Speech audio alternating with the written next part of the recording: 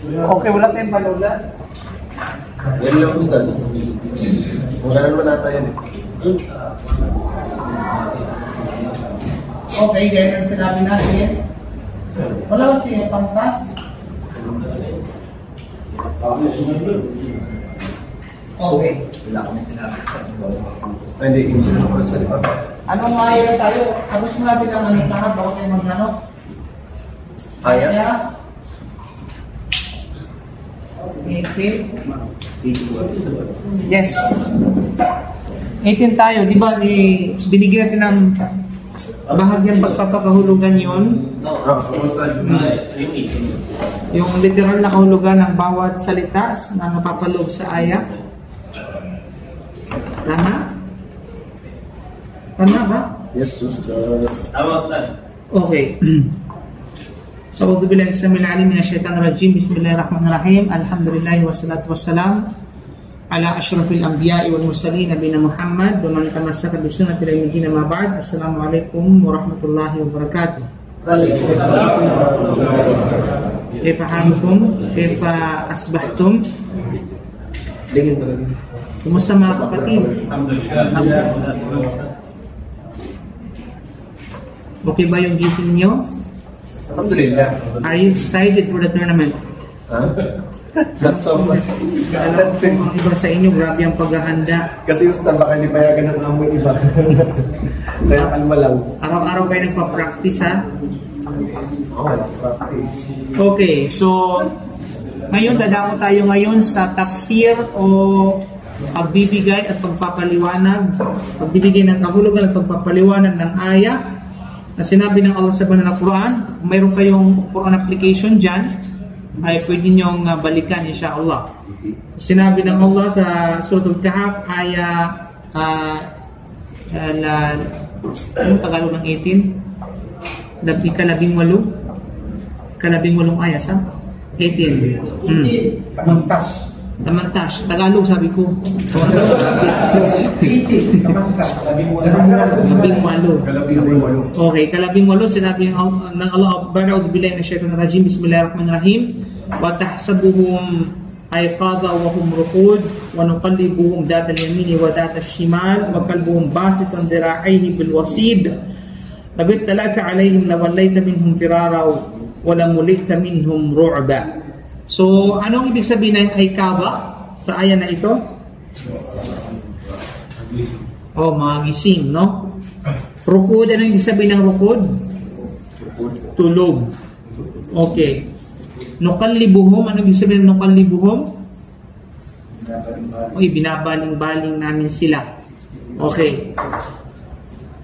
Basit, anong ibig sabihin ng basit?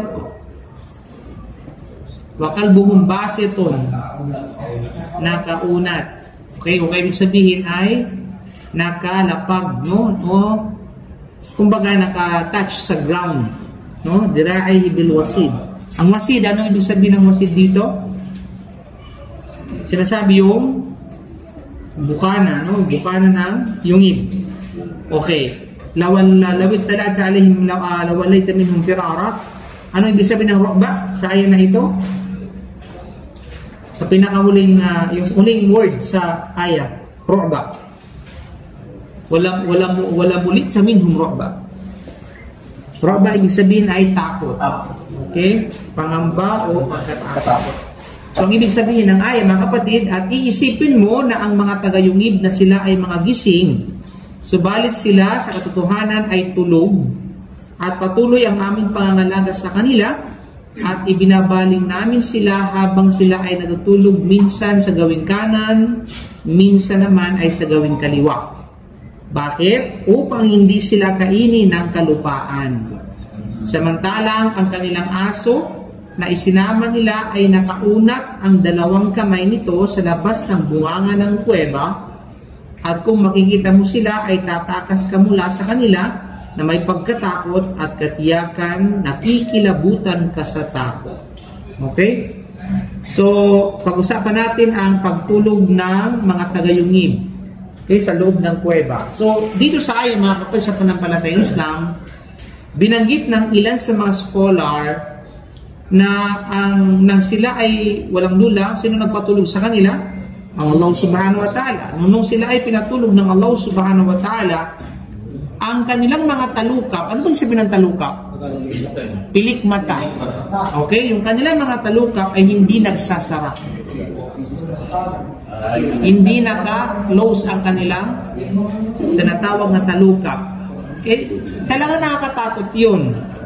Na natutulog siya, pero nakadilat. Subukan mo matulog nakadilat. Mukhang ang adik, no? Okay. Kaya nakakatakot talaga yung mga mukhang adik. Biro mo na tulog ka tapos nakadilat yung ano mata mo.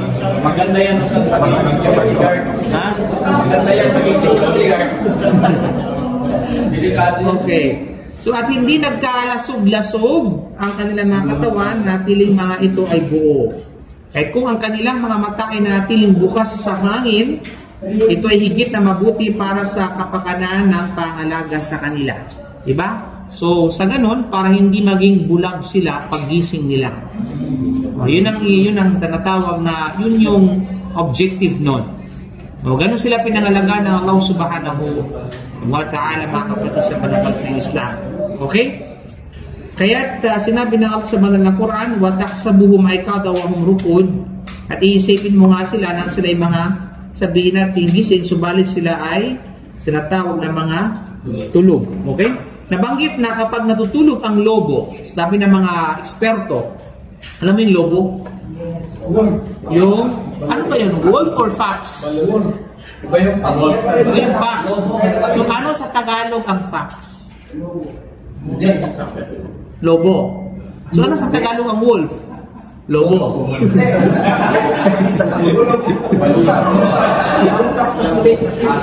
Pag pinagsama ang fox at saka wolf, lobo.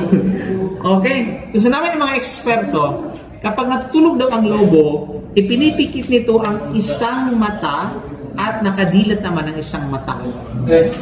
Pag-aralan sa Discovery Channel, mapapanood nyo yan.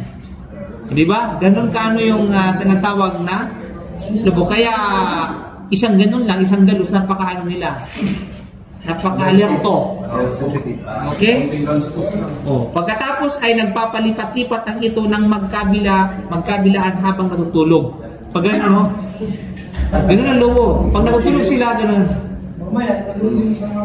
Yan. Diba nakadilat yung isa, minsan naman bahagi nakadilat naman yung isa, nakapikit yung isa, nakapag-ganun-ganun. Kapalit-palit. Ganun mga kapatid, no? Subhanallah.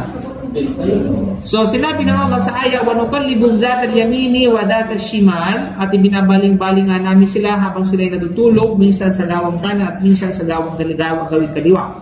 Bakit? Upang hindi sila kainin ng kalupaan. Kahit ang ilan sa mga salaf, alam mo salaf, yung mga salafus salih, sabihin yung mga scholar, yung mga mufassirun, ay nagsabi, sila ay ibinabaling-baling 2 beses sa isang taon. Okay? Sa isang taon. 2 beses sa isang taon. Ang tabi naman ito sa ibig sabihin, every 6 months. Oo, ganun talaga. Wala tayo mapapa. Nabasa ko rin sa medical na pag ang pasyente, halimbawa bedridden, inaano pala sila, binababa to avoid yung pain. Kasi once na hindi malusugatan yung kanilang saka madi-deform. Makakapit to yan sa kanilang buto. Okay? So kinakailangan nila, kaya tinan mo yung mga tao na hindi nakaganon lang, na hindi siya, tinan mo yung mga tao kahit pa-healthy sila, pero hindi sila naglakad-lakad, wala sila exercise. Diba? Nakastill lamang sila, nakaupo lamang sila 24 hours, marami 24 hours talaga na. Sabi mas yung oras nila kinakain doon sa pag-upo kaysa doon sa pag-move. Diba? So, nagkakaroon ng di maganda sa pangatawan at kalusugan ng tao. Diba? But of course, yung sinasabing 2 taon, sa isang taon 2 beses, that is one of the opinion lamang ng mga salaf na without any proof, o kung wala silang batunay sa ganun. So, ang mahalaga, yung sinabi na ibinabaling-baling namin sa minsan sa gawang kaliwa, minsan sa gawing kanan, but we don't know paano yun. At the same time, kung ilang beses sa loob ng isang araw, ano pa man. Tama yun, ang Allah nakakaalam. And Hindi na kailangan bang i-further discuss yan. Kasi, I mean, there's no point. Okay? Ang mahalaga, yun ang kanilang haraka. Yun ang kanilang tinatawag na movements. No, habang sila ay tutulog. Bakit? Upang sila ay pangalagaan at ma-preserve ang kanilang tinatawag na katawan. At hindi kainin ng lupa. Hindi ba? Kasi kapag once na, ilang taon ba sila mga kapatid? Sa loob ng yungib, tapos natin lang silang ganun, talagang aanayin sila. Kakainin sila ng lupa. No? Kasi Ibn Abbas ay nagsabi, laulam yukallabu, laakalat sumul'am. No? Kung sila ay hindi nagpabaling-baling, katotohanan, sila ay lalamunin ng lupa. Diba? Babalik yung kanilang katawan sa lupa. Magkakalasog-lasog. Okay? Then after that, sabi ng Allah, وَقَلْبُهُمْ بَاسِطٌ ذِرَاعَيْهِ بِالْوَسِيدِ. Samantala ang kanilang aso na isinama nila ay nakaunat ang dalawang kamay nito sa loob na o sa labas ng buwangan ng kuweba. So si Ibn Abbas, Mujahid, Sa'id bin Jubair at Qatada ay pariho nagsabi na al-wasidu al-fana. Okay? So sabi nila, ang al-wasid sa phrase na ito, al-wasid. No? Na kung saan ito ay al-fana. Ang kumpanya. Meron ba kayong kumpanya ng al-fana? Al-fana. Fanar yun. Okay? Al-fana. Nang ibig sabihin ay nangangahulugang ang bungad.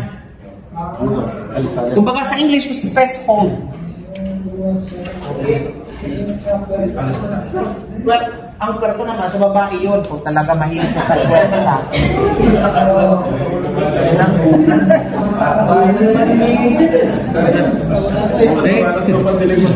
Yun yung metaphorical para sa pangbabae. Okay, bungad. So, ibig sabihin, talagang sa bungad talaga ng kuweba. Oy, welcome back pala sa mga galing sa bakasyon. Masyaallah, tawaran. Sana all, no? Nakapagpakasyon na at nakabalik na. Sinabi rin ni Ibn Abbas na bilbab. Ibig sabihin ay sa tabi ng pintuan. So, either ika nga sa bungad ng pintuan o sa tabi ng pintuan. Ang mahalaga ay malapit sa pintuan. So ito ay sinabi ng wakila, bilwasi ay bisaidi wa huwa turab. Ibig sabihin sa lupa. Okay? Ibig sabihin, bungad, ang ibang opinion naman, pintuan. Okay? Ang iba naman ay lupa. Okay. Different views ika nga. But of course, to reconcile those views, parehas lang. Bungad man, malapit, pintuan din naman yan. Okay, hindi lang kung minsan kasi ang bungad kasi minsan malayo mismo sa eksaktong pintuan. 'Di ba? Sinabing bungad, halimbawa nga, bungad ng bulkan. Okay? O kay bungad ng kumbaga ay ng kuweba. Ano yung salita natin? Hirap yung mga salita. Malalim. Yes, bungad. Kumbaga sa aklat papanimula. Diba? Yes. Which is pintuan mismo bago mo tuklasin kung ano yung nasa kalubluban. Pintuan. Then of course, lupa. So, tuloy kung salika nga na yung aso, nakaganon sa lupa, sa pintuan. O, tapos ang issue. Diba? Okay. So, yun. Kasi yan ay, lahat ng ito ay kahulugan ng wasid. Kaya nga, sa banal na Quran, yung ginamit na term is mas malawak. Mas comprehensive, ika nga. Diba? Kaya magtalo-talo man, akala ko ba pintuan? Akala ko ba bungad? Akala ko ba ay lupa? Balikan mo yung original. Kasi ang original na term ito, which is, lahat ng ito, nagpapakahulugan sa lahat ng mga nabanggit. Diba? Okay. So magtaka ka kung ang interpretation plywood. Wala namang kahulugan ng plywood sa wasid. Malinaw? Okay. So, yun mga kapatid. So, ang tamang pananaw ay walang duda, ang pinakamalapit dito ay nasa